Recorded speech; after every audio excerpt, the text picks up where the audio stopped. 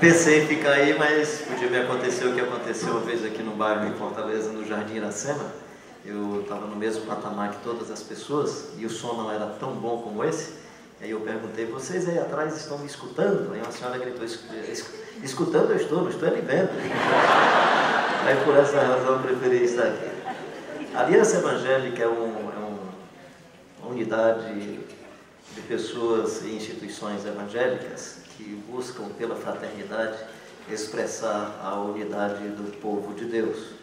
É um segmento evangélico que busca gerar essa expressão sem querer ser representante de coisa alguma. É muito mais um encontro para a gente viver a beleza do Evangelho, para estarmos solidários nos momentos mais tensos, tanto das nossas experiências pessoais e como comunidade, e também para, em alguns momentos, a gente se expressar publicamente a respeito do que esse segmento pensa quando diz respeito aos conflitos e à dificuldade da nossa nação.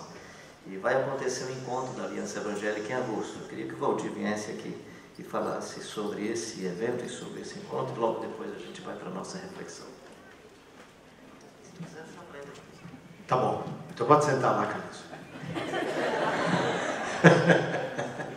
Não, Carlinhos acho que já falou, que de fato o que a gente estava falando antes, né, Carlinhos, a gente acaba sendo uma igreja muito dividida, muito espalhada, e com pouca possibilidade de caminhar juntos. A Aliança Cristã Evangélica é justamente um desses esforços que Carlinhos e eu tomamos aí desde o início, a Faculdade Sul-Americana, que já foi mencionada aqui, Visão Mundial, e a gente vai ter esse encontro aqui em agosto, dia 18 ao dia 20, justamente para tentar compartilhar um pouquinho mais desse esforço, convidar outras igrejas e pessoas a se agregarem nesse coletivo. E a gente não vai falar mais sobre isso, só convidar para esse encontro dia 18 e 20 de agosto. Eu tenho algum material que eu vou colocar lá no stand da Visão Mundial, se você quiser pegar, sobre a aliança. Mas mais do que tudo, que eu acho que é um gesto de obediência ao Senhor, né? Que quer nos ver juntos aí, com gratidão por essa caminhada conjunta e também com você. Obrigado. Então, você está desafiado? Vamos estar juntos aí nesse dia? Todo mundo. Todo mundo. Todo mundo. Se você for lá com essa sua alegria, com essa sua espontaneidade, eu acho que vai continuar tornando o ambiente gracioso, como você consegue sempre torná-lo, né? E aí, como eu tenho amizade com você, quando você diz assim, eu quero subir, me leva, minha pergunta era, será que Jesus quer levar mesmo?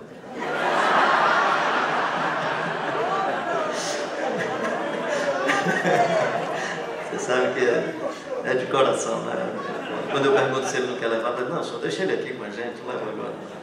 Eita Deus! Você encontra um parceiro. Okay. Também, irmãos, vos fazemos conhecer a graça de Deus dada às igrejas ou à igreja da Macedônia, como em muita prova de tribulação, houve abundância de gozo, de alegria, e como a sua profunda pobreza abundou em riqueza da sua generosidade. Eu estou lendo 2 Coríntios 8, li esses dois primeiros versículos, e o outro versículo é o versículo 9, porque já sabeis a graça de nosso Senhor Jesus Cristo, que sendo rico por amor de vós se fez pobre, para que pela sua pobreza fosseis ricos em fé.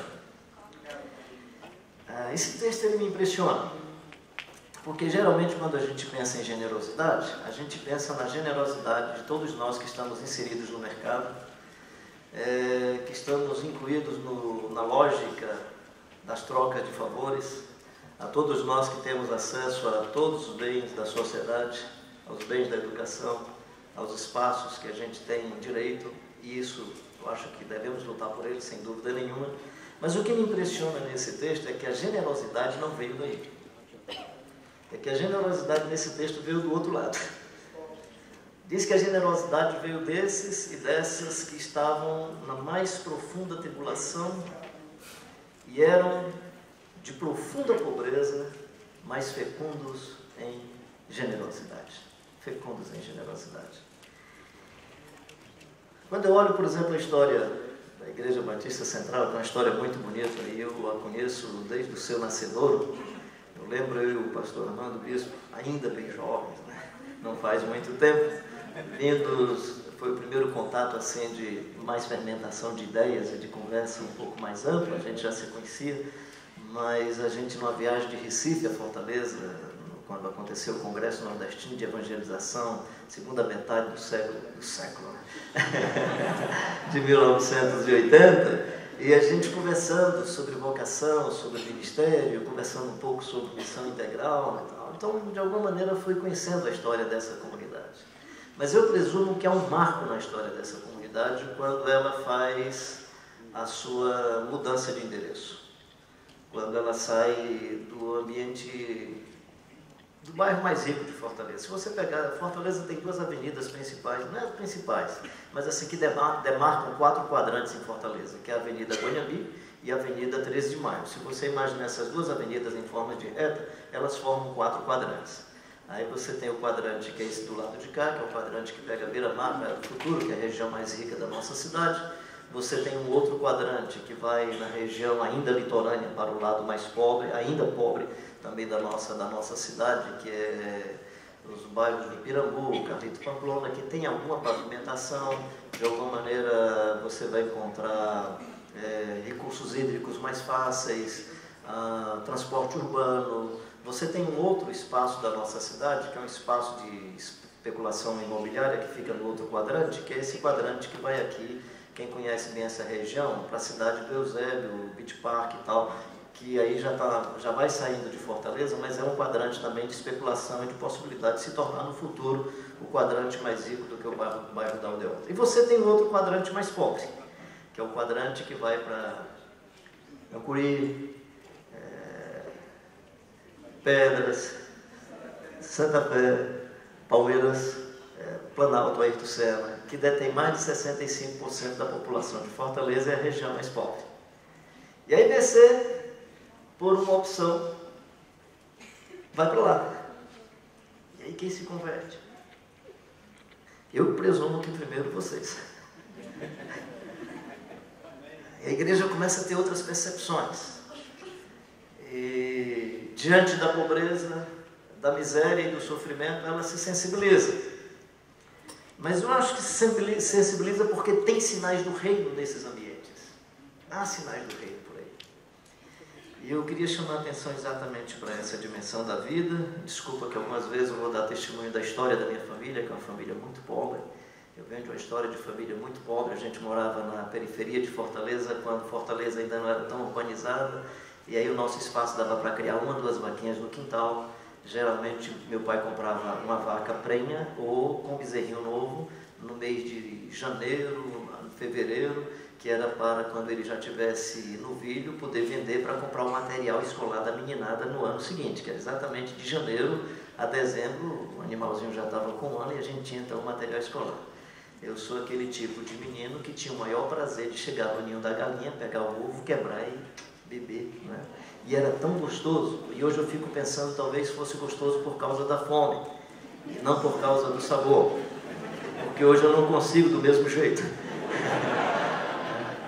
E tinha o maior prazer de dizer às pessoas que eu mesmo me aproximava da vaquinha Bondade e no copo tirava lá o meu tanto de leite que queria beber, com 11 anos, 10 anos.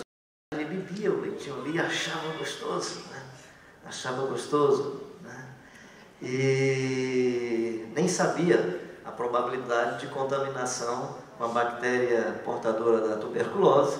Eu não sabia disso na época. Depois, fazendo as minhas especializações em zootecnia, fiz engenharia agronômica, foi que eu disse, gente, eu estava bebendo doença o tempo todo e não sabia, né? Mas assim, esse tipo de vida, de olhar para os meninos do bairro.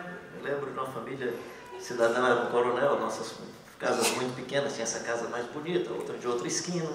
E aí, período de Natal, né, os meninos com carrinhos bonitos e tal. E meu pai disse, é coisa do mundo. É tanto que eu vim entender sobre o Natal como coisa do Evangelho depois de meus 17, 18 anos de idade. Namorei com a Dinha, com quem eu sou casado hoje.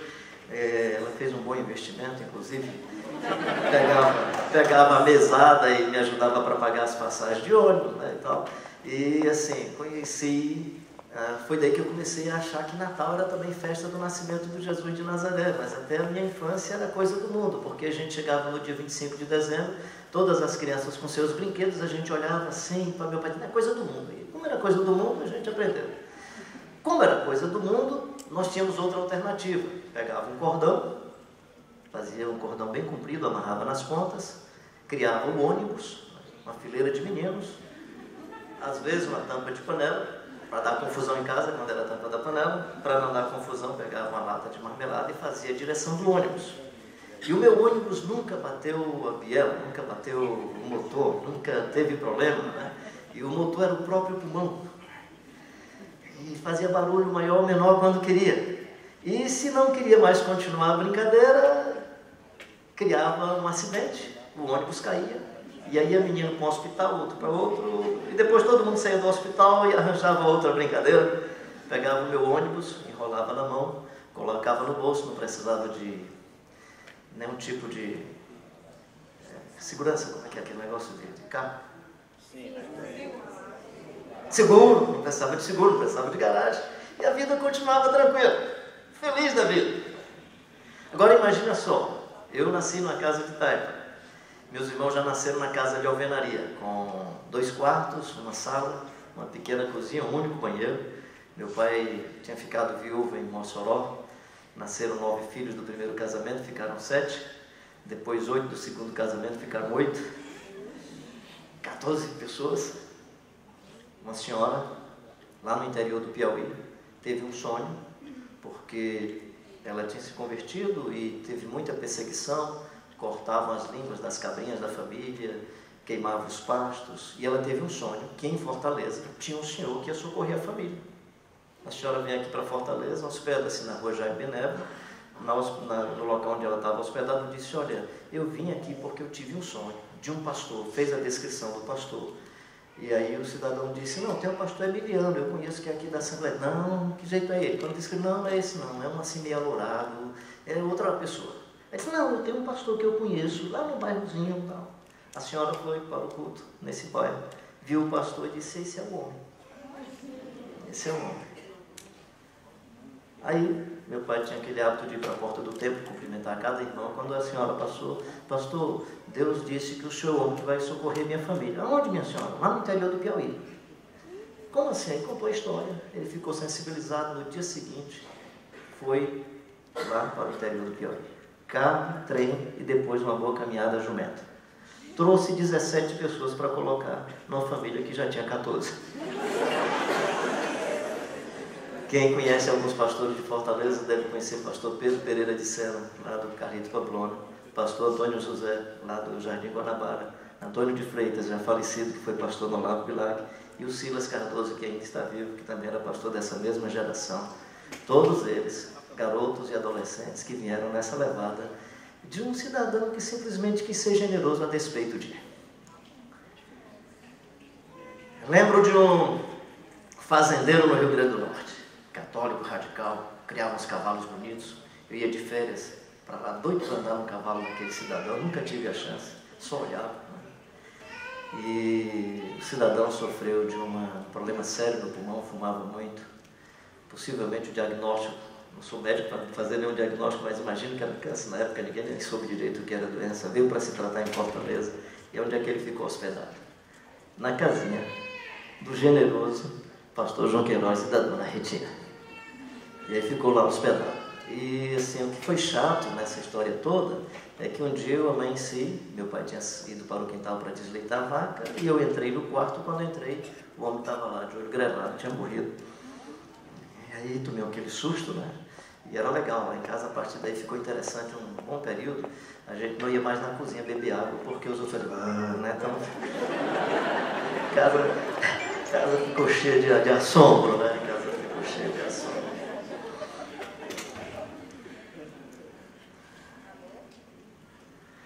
De onde vem a generosidade? Valdir já disse isso, acho que nem precisaria estar só repetindo coisas que já foram ditas aqui, com outras ilustrações, na verdade, são verdades semelhantes, e se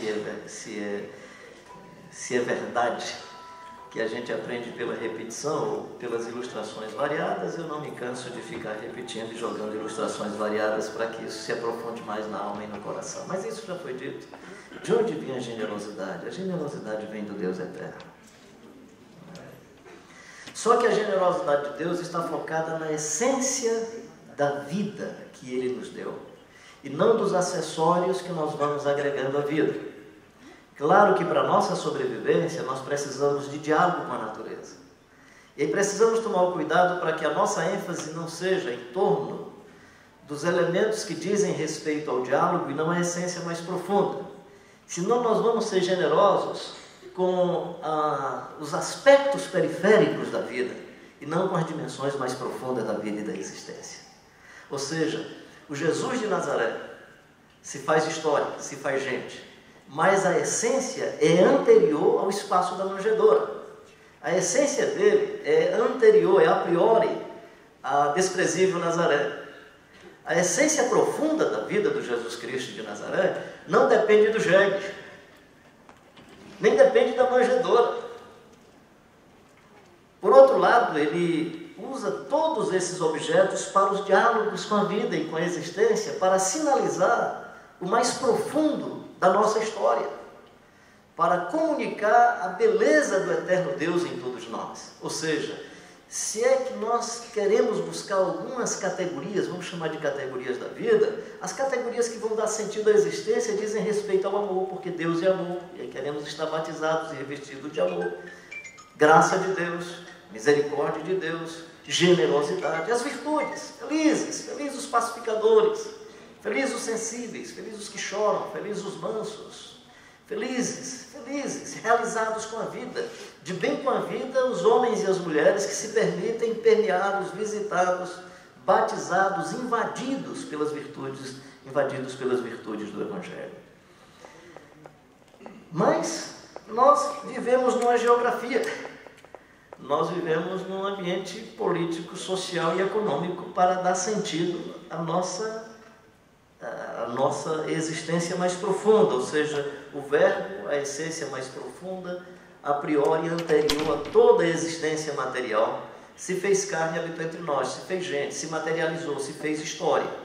E creio que aqui então está uma chave da nossa missão e da nossa vocação, que é, assim como o Pai me enviou, eu também vos envio.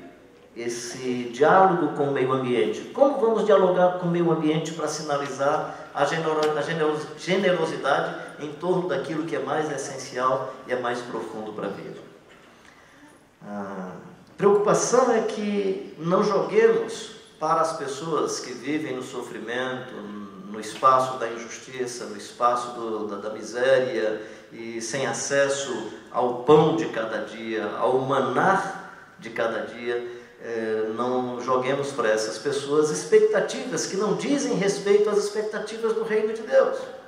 Por exemplo, quem me conhece sabe que eu tenho dois grandes amigos, que é o Brioso e o Azulão, que é um paletó de 39 anos, né? E o outro que tem 34 anos, né? E há toda uma expectativa, inclusive de pessoas da família, de que eu troque o Brioso por outro. Eu não consigo. Desculpa, eu nunca falei sobre isso que eu vou falar agora. Essa sandalinha vai fazer mais ou menos 12 anos, né? E um rapaz que vivia em condição de rua, morou lá em casa uns 3 anos, ele pegando lá uma lata de óleo de carro, sem querer jogou em cima da sandália. E eu não tive coragem de comprar outra. Deu um jeito de limpar, passar. Mas a sociedade vai dizer que eu preciso de outra.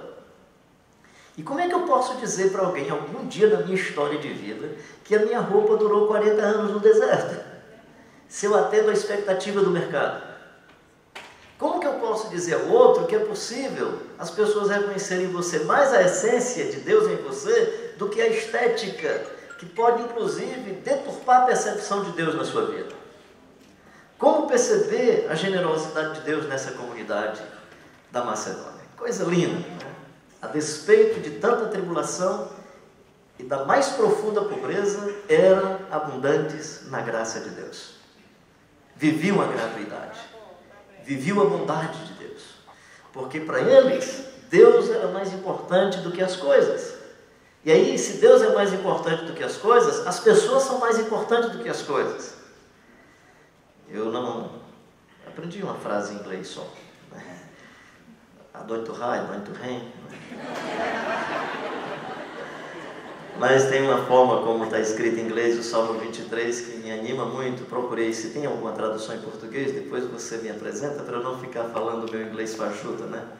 The Lord is my shepherd, I shall lack nothing. O Senhor é o meu pastor e por isso eu não sinto falta de mais nada. É diferente de o Senhor é meu pastor e nada me faltará. A ideia é, Ele é o meu pastor e aí porque Ele é o meu pastor, eu não sinto falta de mais nada. Eu fiz a opção em inglês porque eu achei que era mais fácil para alguém que fala uma língua latina do que o hebraico. Então foi só essa opção. Mas Ele é o meu pastor e se Ele é o meu pastor, eu não sinto falta de mais nada. Então a grande pergunta para nós é, quem está sendo generoso com quem? E quem sabe a resposta não seja, eu sou generoso com o outro, mas olhar a generosidade numa via de duas mãos. Enquanto, do ponto de vista das nossas posses, nós podemos ser benevolentes ou generosos com os pobres têm virtudes que podem transformar a nossa vida e a nossa existência. E esse é o encanto do Evangelho. Dessa igreja que Paulo diz, a despeito de tanta tribulação e da mais profunda pobreza, abundou na sua fecundidade generosa. Era fecunda em generosidade. E aí quando vai ilustrar, ilustra com Jesus Cristo de Nazaré, que sendo rico se fez pobre para que pudéssemos ser ricos em nossa fé. E aí quando fala de riqueza sobre Jesus, eu presumo que não está se descrevendo com as categorias da nossa economia. E quando fala de pobreza, eu presumo que não está falando das nossas categorias econômicas de pobreza. Por outro lado, quando ele faz a opção histórica e vai decidir sobre a sua geopolítica, aí sim nós podemos colocar isso em categorias econômicas, políticas e sociais. E aí o verbo, que é a essência mais profunda, se faz carne, se faz gente, assume um corpo, assume uma formação de moléculas a partir do carbono, e aí vai se construindo na história, quando vem como gente, quando a sua essência assume o corpo, esse corpo também assume a geopolítica. E aí entre o palácio e a manjedoura, ele prefere a manjedoura. A desprezível Nazaré. Um casal simples, com o nome de Maria e José. Deu para rimar, né? Desprezível Nazaré com José.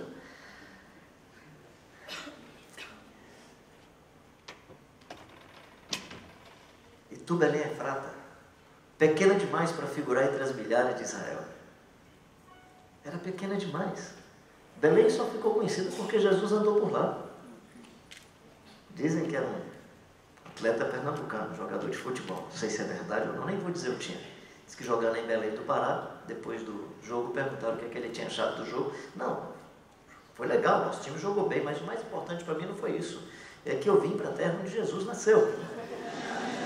Ele pode ter cometido um equívoco do ponto de vista da geografia do Jesus de Nazaré, mas ele relacionou o nome Belém a Jesus. Jesus passou pela casa de uma menina chamada Maria e todo mundo agora quer Maria, né? Mary, Maria, José, Joseph. Às vezes não se conformando Maria José, José Maria. Eu conheço aqui em Fortaleza uma que é Maria José de Jesus. Essa que é a missão integral, né? Então Belém só torna-se conhecida por causa do Jesus de Nazaré. Aliás, o jegue só passou a ser mais importante porque um dia Jesus montou num. Aí o padre Antônio Vieira vai escrever sobre o jumentinho, nosso irmão. Porque a importância não estava no animal. E claro, entre a carruagem e o jegue, ele faz a opção pelo jegue porque o centro não está nessa relação, se é carruagem ou jumentinho. Tem uma outra essência mais profunda. Tem uma vida mais intensa.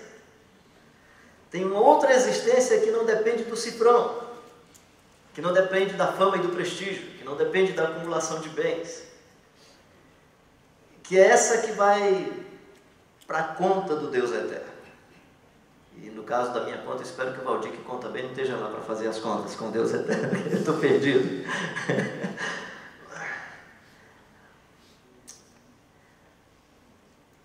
Como entender? Essa generosidade em torno de quê? A fim de que não gastemos energia, tempo e toda a nossa inteligência fazendo a generosidade que não diz respeito ao reino de Deus. Por outro lado, não podemos deixar de reconhecer que historicamente nós dependemos da terra para a sobrevivência, especialmente na época em que se vivia da pecuária e da agricultura, lá em Deuteronômio. A terra pertence a Deus e nós vamos usufruir dela. Como é que nós vamos usufruir da terra? Cedendo proporcionalmente a terra para usufruto daqueles e daquelas que vivem da terra. Por isso que o levita não podia possuir terra. Por isso que o sacerdote não podia possuir terra, que ele não vivia da terra. Qual o tamanho da terra? Depende do tamanho da tribo. E como que uma família possui a terra? Depende do tamanho da família. Qual era a ideia do ano do jubileu? Fazer uma revisão de posse de terra, de usufruto da terra, de 50 em 50 anos, para que as coisas se tornassem mais justas, porque uma tribo poderia ter crescido mais do que a outra, e como elas viviam desse tipo de economia, tudo bem. Qual é o nosso problema? Transformamos toda essa economia agrária e toda essa economia pecuária em indústria e serviço e aceleramos o processo de favelização. De tal forma que quando eu digo que eu podia ir ao ninho e pegar um ovo de galinha, e quando eu podia no quintal desleitar 1 litro de leite e beber, quem vive nesse processo de favelização não desfruta mais desses mesmos bens, porque o latifúndio e a monocultura geraram um tipo de sobrevivência que tem afetado a nossa existência, porque não cumprimos. Quando o texto diz para que entre ti não haja o pobre, era se nós tivéssemos cumprido esses mandamentos. Do cuidado ecológico, de 7 em 7 anos, deixa que os frutos caiam na terra, o pobre pode colher, mas para que houvesse uma reposição orgânica do meio ambiente, os frutos deveriam ficar no chão. Havia toda uma providência ecológica, toda uma providência com critérios econômicos, havia toda uma providência do serviço e da recompensa do serviço. Aquele que prestava serviço à família era liberado com 7 anos, depois de tanto serviço. Fosse na agricultura, fosse na pecuária, ele proporcionalmente levava consigo, quando era liberado, os recursos que ele produziu. Então, por que nós precisamos cada dia mais aplicar nossa generosidade? Porque o nosso pecado, somos homens e mulheres maculados pelo pecado. Sendo maculados pelo pecado, maculamos toda a nossa forma econômica de sobrevivência. Maculamos todas as nossas relações políticas e todas as nossas relações sociais, e nós precisamos de maneira generosa resgatar tudo isso para a glória de Deus, para o bem da vida e para o bem da nossa existência. Sendo rico se fez pobre por amor de vós, por amor de vós. E aí Jesus vai tomando algumas decisões que eu presumo podem ser também as nossas decisões. A decisão de vir para a desprezível Nazaré. E pode de Nazaré sair alguma coisa que preste? Depois dessa decisão entre o palácio e a manjedoura, você vai encontrar uma outra decisão que é extraordinária, que é a decisão do deserto, de se perceber em solitude com Deus. É esse Deus que na sua solitude se manifesta solidário. Ou seja, presumo que a nossa solidariedade só vai acontecer quando nós formos invadidos por Deus. Invadidos por Deus. É conhecendo esse Deus pleno em amor. Esse Deus que na sua solidariedade se percebe cheio de amor e aí se torna solidário com as demais pessoas. A nossa generosidade, a nossa solidariedade depende da invasão de Deus. E aí você tem o Jesus Cristo de Nazaré aí no deserto, se despojando de todas as tentações que eu e você enfrentamos diariamente, que é a tentação de poder, a tentação de fama e prestígio, a tentação da acumulação de bens. E presumo que esses 3 eixos prejudicam toda a nossa generosidade. E aí o Jesus de Nazaré que sabe lidar com essa tensão entre aquilo que é necessário para a sua sobrevivência e aquilo que é simplesmente manifestação de poder. O Verbo se fez carne e habitou entre nós cheio de graça e de verdade. E na sua sobrevivência precisa do pão, mas ele sabe que nem só de pão vive o ser humano, mas vive de toda a palavra que procede da boca de Deus. Então a solidariedade tem que ir em direção a esse verbo, a essa palavra, a essa vida que gera vida e gera existência. E é uma linha muito tênue, porque a tentação é uma linha tênue entre aquilo que eu preciso e o proveito que eu tiro dessa necessidade, seja proveito pessoal ou proveito coletivo. É uma linha muito tênue. É uma linha muito tênue entre o bom testemunho. Você é o Filho de Deus. E se você subir no pináculo do templo e atirar-se de cima a baixo, o seu testemunho é tão lindo que os anjos vão correr para você, para lhe socorrer. Porque você tem prestígio, Jesus. É uma linha tênue entre o bom testemunho e o prestígio. Uma linha tênue entre o bom testemunho e a fama. Eu preciso dos bens para sobreviver, eu preciso da alimentação. E a tentação é uma linha tênue entre esse pão que eu preciso e a acumulação do pão. Por isso que Jesus diz, pão nosso de cada dia. Ele já tinha dito que a gente não precisava pedir pelo pão, que Deus cuida da gente, muito mais do que cuida das aves dos céus e dos lírios do campo. Jesus já tinha dito, não vos preocupeis com a vestimenta, não se preocupe com o que vocês vão comer. E na mesma peça literária, ele agora está dizendo, Pai nosso e pão nosso. Porque o pão nosso não é pedir pelo pão, porque ele já tinha dito que não pedíssemos pelo pão, que Deus vai ser sempre o provedor do nosso pão. Ele está dizendo que nós precisamos evitar a acumulação de bens. É pão nosso de cada dia. Alguns de vocês aí, turma mais jovem, conhecem bem a Kelvinha. Kelvinha tinha cerca de, não imagino, não sei se era 5, 6 anos de idade.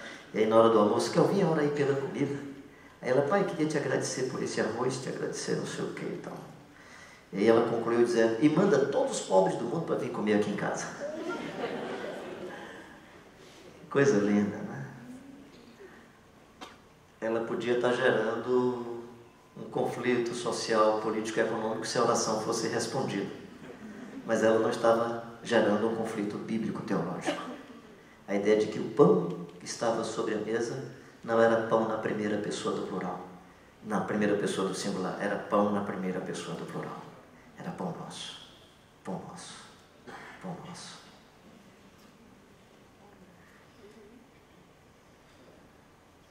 Sendo rico, se fez pobre por amor de vós. Às vezes eu penso que a nossa generosidade precisa ser uma via de duas mãos.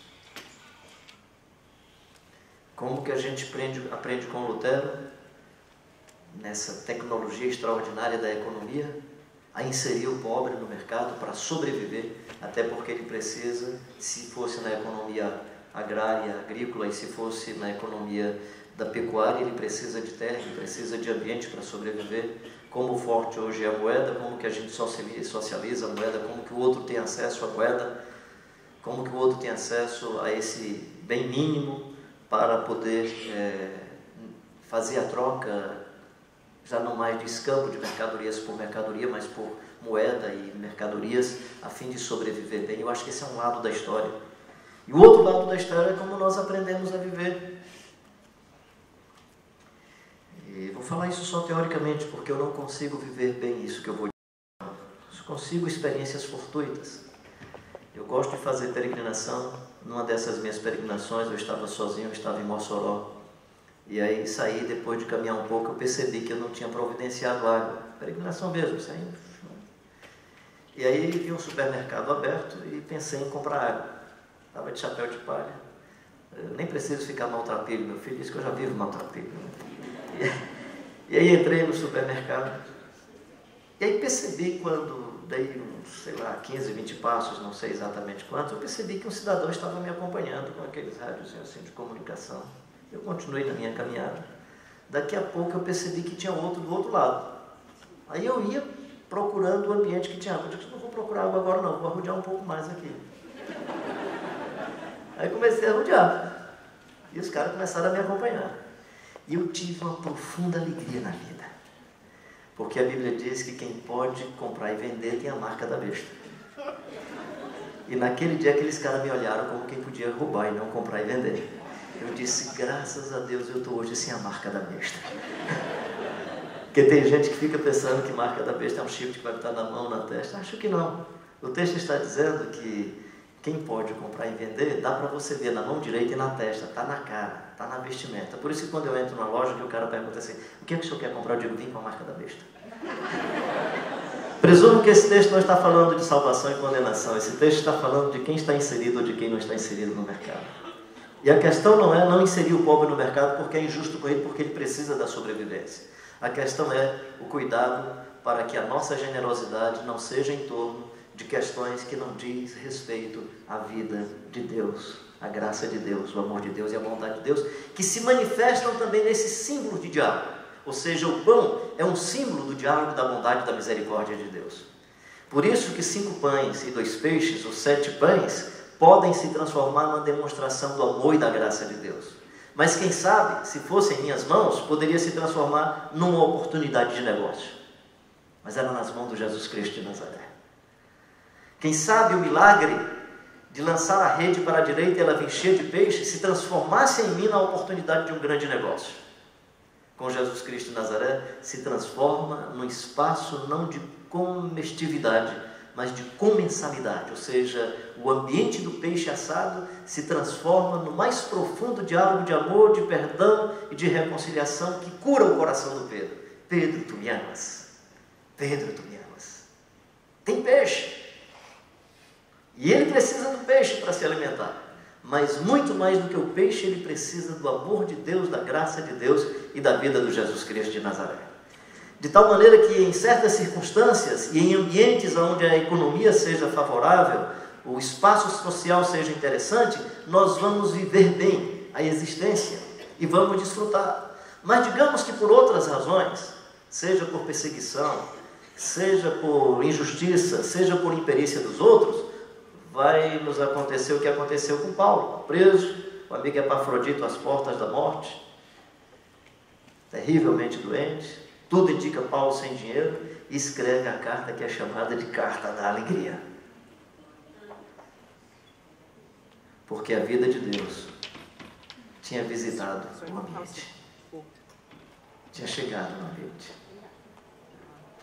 Vivi 7 dias em Angola com 8 litros d'água. 8 litros d'água. Tinha 2 reservas de sucrilho, tipo granola sucrilho, que no final do dia eu tomava com um pouquinho de leite. E não esqueço de Massat Kapata, David Cavanda, homem simples, que sempre que chegavam nós conseguimos dividir um pedaço de alface, ou partir uma banana no meio, comer aquela granolinha, aquele sucrilho com um pouquinho de leite, celebrar a vida, orar, abraçar.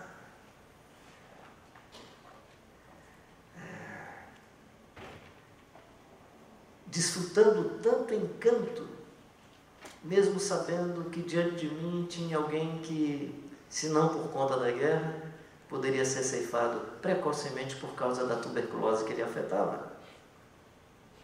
E percebia que eles eram muito mais generosos comigo do que eu com eles. Até porque na experiência deles com outros estrangeiros, eles não podem chegar à nossa mesa, eles não podem ficar aqui. E como eu aprendi com esses irmãos, como aprendi com essas pessoas, como fui invadido pela bondade de Deus, pela graça de Deus, de ver gente dividindo o que não tinha, de oferecendo a sua gratuidade, a sua graça, a sua bondade, a sua misericórdia, a sua generosidade, Nosso exemplo vai continuar sendo o Jesus Cristo de Nazaré. Não tem jeito, meu querido e minha querida. Nós somos predesenhados, se você não gosta da palavra predestinado. Ela é uma palavra que funciona bem na minha cabeça, não tenho problema com isso. Nesse aspecto eu sou melhor do que os presbiterianos.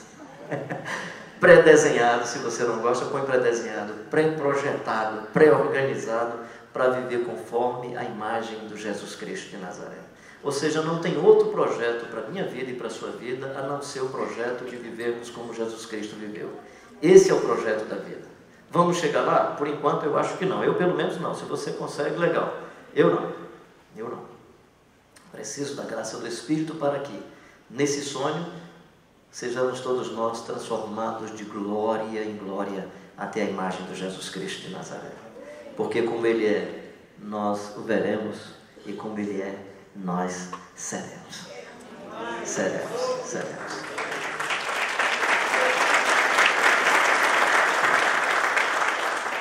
Quando que eu serei generoso comigo? Quando eu entender que esse é o grande projeto da minha vida. Serei generoso comigo quando eu entender que o grande sonho da existência é ser transformado de glória em glória pelo poder do Espírito até a imagem do Jesus Cristo de Nazaré. Quando é que eu serei generoso com o outro? Quando eu entender que o meu projeto e o projeto do outro é ser transformado de glória em glória até a imagem do Jesus Cristo de Nazaré. E aí, sendo transformado de glória em glória até a imagem do Jesus Cristo de Nazaré, você vai, às vezes, aproximar-se do outro para pedir emprestado. Porque como o cifrão não é o seu referencial, e como possuir ou não possuir não vai fazer diferença, você vai pedir emprestado. A manjedoura, o jumentinho para fazer a entrada em Jerusalém, inspiração do poeta Joia Júnior, né? Tudo que ele tinha era emprestado. A manjedoura, o jumentinho que ele fez a entrada em Jerusalém, o lugar da ceia. Aí o poeta Joia Júnior diz assim: até a cruz não era dele, era minha e sua. Ele assumiu como sendo dele.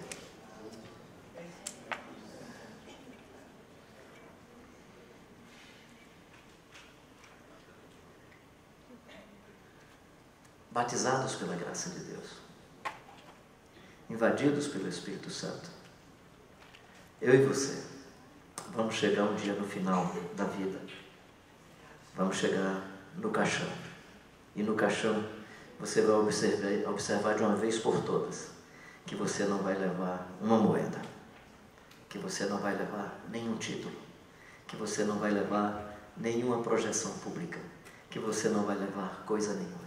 É você e a sua essência de volta para Deus. E as demais coisas podem ser aproveitadas como diálogo para sinalizar a graça e a bondade de Deus. De tal forma que o pão que temos acesso deve ser instrumento do diálogo da bondade de Deus. Os dons, ministérios e talentos que você possui são diálogos da bondade de Deus. A arte que você possui são diálogos que podem ser aproveitados para comunicar a generosidade de Deus. Nada mais. Nada menos. E nesses diálogos com a vida, nós vamos tendo a sensibilidade de socializar a generosidade que o Espírito Santo, por graça de Deus, nos concede, e a sensibilidade de perceber a generosidade que vem de Deus através das outras pessoas. E aí, quem sabe, nós vamos celebrar a vida dando sempre glórias ao Deus da existência, dando sempre glórias a Deus, agradecendo pela sua bondade em ser solidário conosco, nos doando Jesus Cristo de Nazaré, que doou a sua vida toda, e nos doando o Espírito Santo que habita em nós e habita na comunidade, para que os nossos dons e os nossos ministérios sejam também instrumentos da solidariedade em comunidade. Que Deus abençoe sua vida, que Deus abençoe a sua existência, que Deus abençoe a sua vocação, o seu ministério, que você seja um homem ou uma mulher que pela graça e pelo poder do Espírito Santo se permite invadido pela vida do Jesus Cristo de Nazaré. Esse é o meu sonho, esse é o meu desejo, essa é a minha oração.